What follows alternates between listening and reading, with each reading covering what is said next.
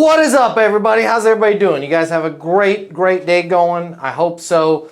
It's going to be even better because we are going to talk about something so powerful. We're going to talk about something that really helps us sell and something that we just all gloss over. All right, what are we going to talk about? We're going to talk about monetizing our deals. There's a whole course on this in the eastonuniversity.com portal. I suggest you go through it. If you haven't been through it, I suggest you go through it. But we're going to talk a little bit about it right now. I'm going to ask for some feedback from you guys. What do you sell? What's the value of what you sell? And I'll go first just to make it simple. What do I sell? It's an obvious answer, sales coaching. What's the value of what I sell? To a company, I sell top-line revenue. I sell their ability to close more business, to grow the company, and to grow top-line revenue. To an individual, I sell their ability to increase their income. That's the value. The value is in somebody being able to skillfully prospect and close and increase their income. Makes sense? That's what I'm looking for from you guys. What do you sell and what's the value of what you sell? And as you think about your answer before you blurt it out, notice how different those things are. Notice how different those things are, which back to our other sales coaching from a while back, right? If you meet somebody at a party or at a trade show and they say, what do? Don't say sales coaching, right? Say the value of what you do. Give them a story. Would it help if I give you a specific example of what we do? Who wants to unmute themselves and say what they sell and what's the value of what they sell? No wrong answers here. Just take a stab at it. I'm not going to nitpick your answers.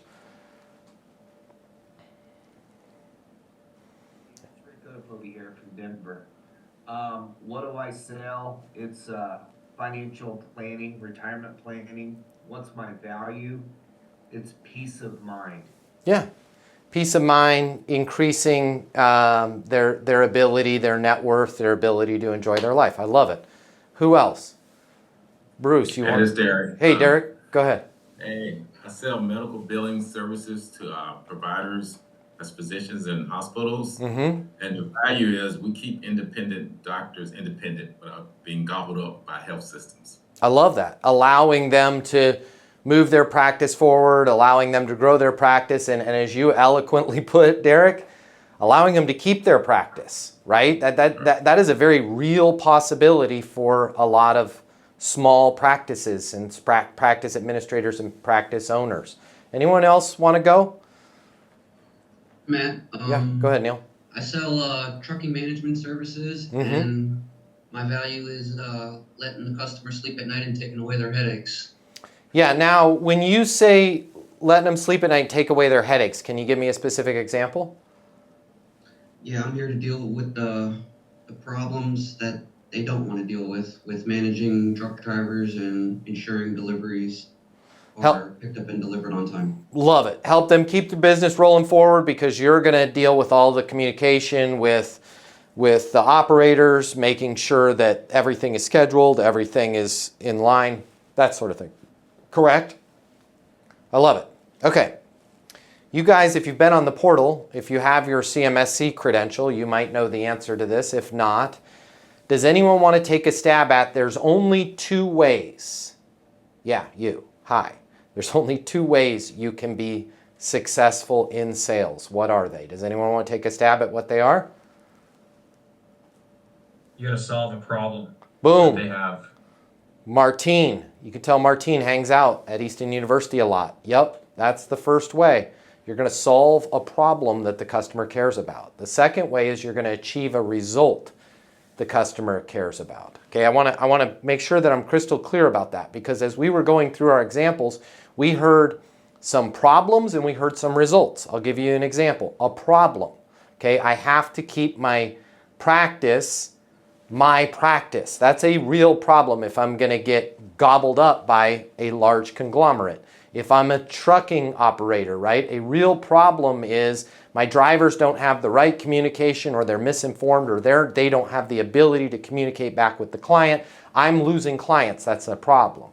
I'll give you an example of a result. Okay, me, right, with Easton University. I'm going to help Martine go from making $235,000 a year to $800,000 a year. That's the result, right? The key word in both of these: solve a problem that the customer cares about and achieve a result that the customer cares about. The key point in all of this is the subtext that the customer cares about. How do we know, and this is something that in sales, our competition is going to screw this up all the time, and we're going to let them. Okay? They're either not going to try and monetize, or they're going to screw this up horribly, and we're going to let them do that because that's good for us. For us, for Easton University Certified Master Sales Consultants, how do we know that the customer cares about solving this problem or achieving this result? There is one way and one way only. And it's not our case study. And it's not our testimonials. It's not the market research we do. What is the way that we know they care about the problem, solving it? Because I'll be honest with you guys, especially B2B, sometimes they don't want to solve the problem, right? Sometimes they don't want to solve the problem. If you deal with the federal government, they've got a lot of problems they don't want to solve.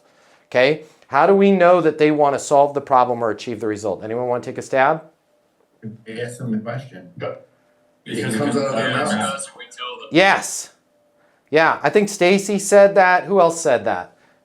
Rich, kind of exactly right. It comes out of this general area of their face. Okay? They say it. Hey, I want to get better at this. Right? This is a real problem for me. You guys have to get good at, like if Derek's like, man, God, everything that's going on with these buyouts is a real problem for me. When you say it's a problem for you, can you give me a specific example of what's going on? Yeah, my grandfather started this OBGYN practice. I'm third generation, Dr. Faust. I've got a son that is getting ready to go into medical school. I'm afraid that, the practice isn't going to be here for him. Right? We have to allow them to talk. Part of allowing them to talk is, let's say, and my sword and shield is blank, as it should be, so I can take notes, but let's just say this was all the information about my product, my service, my solution, my ability to keep that OBGYN's practice, their practice, and not a conglomerate, my ability to have my drivers communicate better with out there at the field, my ability to help that person increase their income. I'm going to sit on my solution. Okay? It's funny and I shake my butt. I get it. It's not that funny. It's way hard to do. Super easy for me to say. Super easy for you guys to go, duh, yet you don't do it. You don't do it because the bait gets put out there and you can't help yourself. You cannot help yourself. I get it. I am with you. Somebody says, oh my gosh, the last time we relocated an office, it was a total nightmare. They showed up with the wrong size trucks, and you just can't help but take the bait and go, that would never happen with us, right? We've got a way of solving that. We've got an AI-based virtual measuring tool. It makes sure that that doesn't happen. I communicate with drivers. I make sure your practice is your practice. Whatever the heck it is, as soon as, you smell that? Money, right? We got these big money smelling noses, and as soon as the person says a little bit of the stuff that we can do, right? Like, man, sure would be cool if I had sales coaching in the palm of my hand. Well, you have that at Easton University. You've got on-demand video training from me on your phone, your tablet, your computer, 24/7, 365 in a Netflix-style library. Done. Lost my ability to monetize. Because now we're talking about the product, right? Now we're talking about the solution. Now we're off on the wrong road, okay? I'm fine with us talking about the solution at the right time after we've monetized the deal. Okay, what is monetizing the deal? Monetizing the deal is asking the right questions in the right way at the right time So your prospect tells you, they tell you the value of you solving their problem, or you the value of achieving the result, okay? I'm going to tell you right now, the most important in right questions, right way, right time is right freaking time. You guys have to do this before you make a presentation. You guys have to do this before you do a demo. You guys really should do this before you even talk with any substance of what you do. Because the minute I tell you about my interactive sales coaching learning portal, and then I try and monetize the deal, you are going to assume that I am asking these questions to justify the cost of my solution. I'm going to say this again. It is critical for you to understand.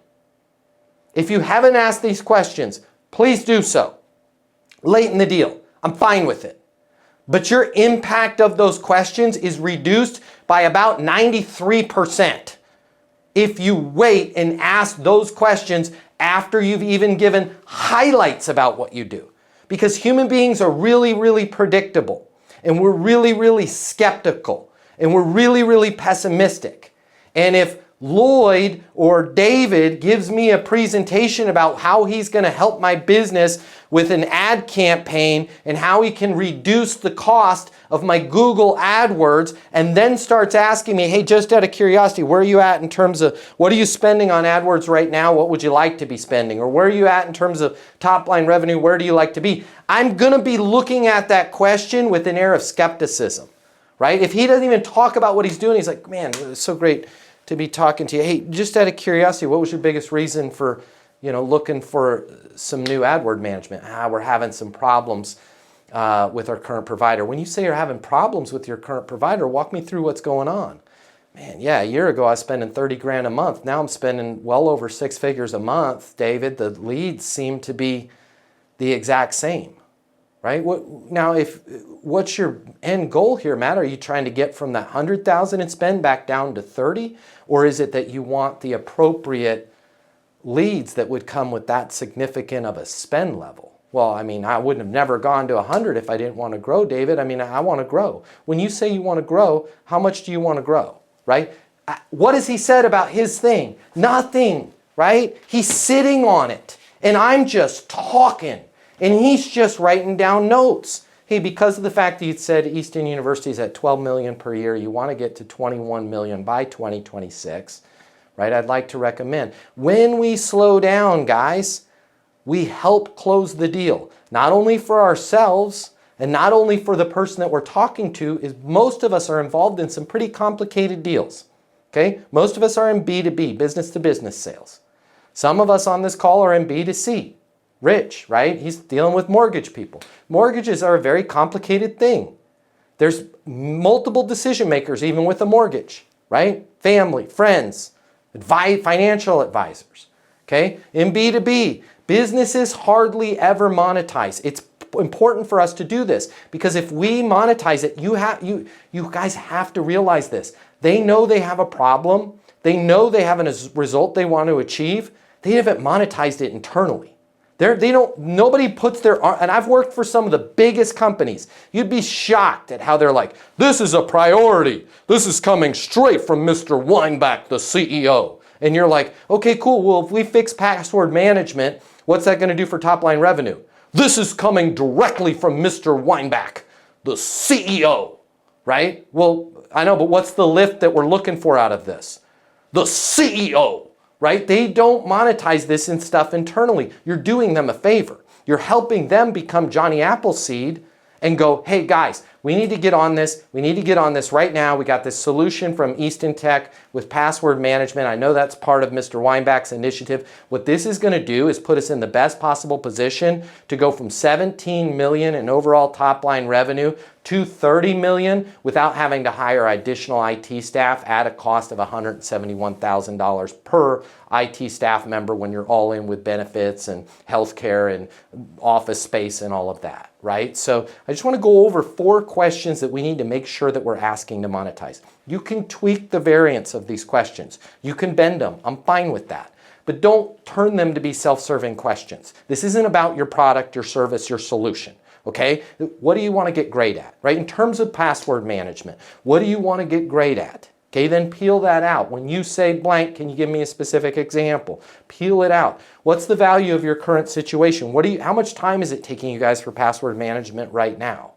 Right? Where do you want it to be?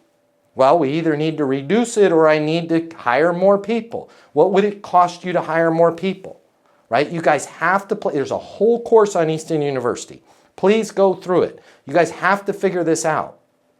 And then what's the difference if this is an ongoing solution? What's the difference of 1 year, 3 years, 1 month, 1 week? Like for Neil's case, if Neil is able to improve driver to client customer relations, right? And that business says, man, if I could improve that, I think I could land an extra 1 job per month. And I think I could save myself from losing 1 client per year. What's an average client? I'll just keep it simple. This is 10 grand in annual revenue. Okay, got it. So we're at 1 client per month we could gain. So there's 120 grand. And then we're going to save 1 client from leaving. That's 130 grand per year. Over 3 years, it's $390,000. Over 1 month, what is that? 13, dang. I was trying to make simple math. What's 130 divided by 12? Roughly 11,000, let's just call it a month. Okay, over 1 week, 11,000 is going to be like 2,750. Why, guys? Why do I want to pencil out these numbers for the value over a year, over 3 years, over 1 month, and 1 week? Who's got an idea of why I want to do that? Because the client isn't going to do it themselves. 100%. Client's not going to do it themselves. Anyone else want to add to that? When they try to delay your decision, you can go back to them and say, because you said, you know, it was gonna cost you 11 grand a month, by delaying this decision, it's, you know, it's gonna cost you 11 grand, delay this decision. If you're okay with it, I'm okay with it. You got it. Spot on, right? And this is why we want to even just have these numbers out. I'm not saying you have to flow them to the client, but you need to have them locked in, loaded, and ready to go. Because if Bruce Peters says to me, hey, Matt, yeah, I think we're going to go with you on that relationship management thing that you're going to do between our drivers and our clients, but you know, we're pushing that out for 3 months. And I know that it's 11 grand a month. I can be like, Bruce, I totally get it, right? I'm with you. I'm happy to work with you in 3 months. Couple things. Number one, I've got the right team to do it right now, and I have the ability to take on the workload.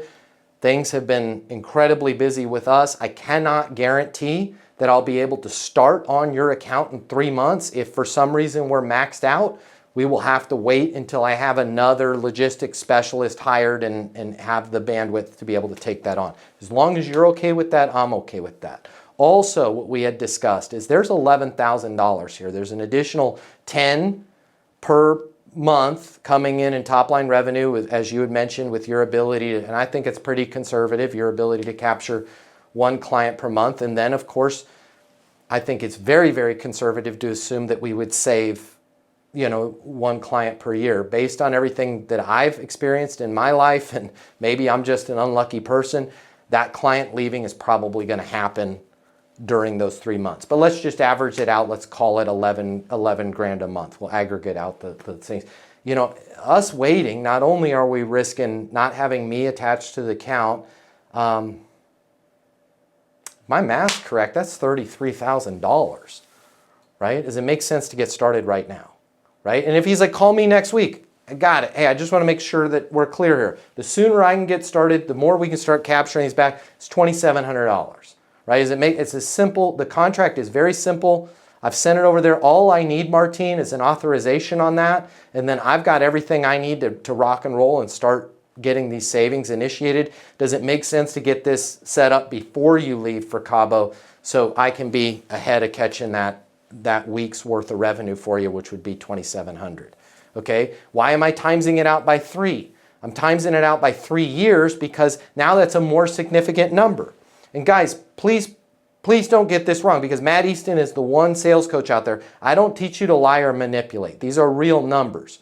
But as I believe it was Brian said, they're not adding these numbers up. And it's really easy for them to go, hey, we're going to punt on the password management initiative because we need to do another team building exercise to get our team mojo up. And it's like, wait a minute, the longer we wait on this, guys, the more money it's costing us. This has been on the table for 3 years. I don't think you guys realize, but this is $330,000 in top line revenue that we have walked away from over the last 3 years. We need to get this done now. When you can monetize this way, knowing what it is that they want to get great at, knowing what the value of their current situation is, where they're at right now, how many deals could they get? How many deals are they losing? How many in those medical practices? How many big companies are trying to make a play for them right now? Where do they want to be? How could they operate skillfully with us collecting their invoices for that practice? What would that mean to top line revenue? What's the difference over a year, 3 years, a week?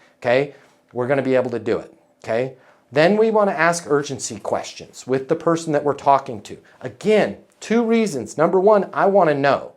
Number 2, I want them to know. And as Brian pointed out, they're not typically thinking about this stuff. Even us as individual consumers, we're like, I feel like I want something, but we never take the time to really go, why? We never take the time to solidify. And then third, bonus reason, so they can walk into the CIO, the CISOs, the CEOs, whoever it is, their wife's office, and explain to them why they have to do it now. So we want to be asking these questions, right? When do you want this to happen? I mean, ideally, I'd like to get it going like right away. What's the urgency there? Why?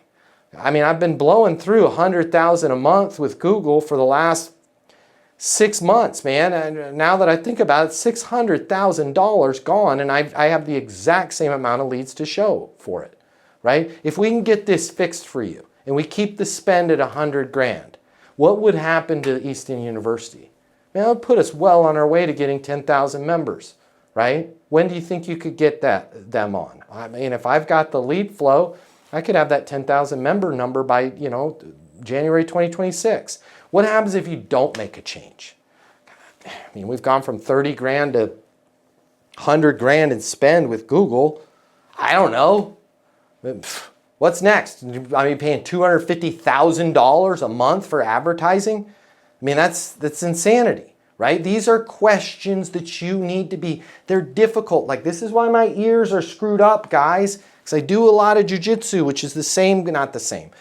Wrestling's even tougher. But like, why wrestlers' ears are all screwed up? Because they learn how to embrace the grind. They get comfortable being uncomfortable. And when you're comfortable in these questions, you start to gain insights. And you can say things like, hey, Bruce, based on what you told me about the current situation with the medical office and the improvement that you're looking for in terms of being able to collect those invoices so you can continue to perform with the current staff that you have and not put yourself in a position where you're being bought out, and keep the business here for not only your generation, but a 4th generation as your son goes through medical school.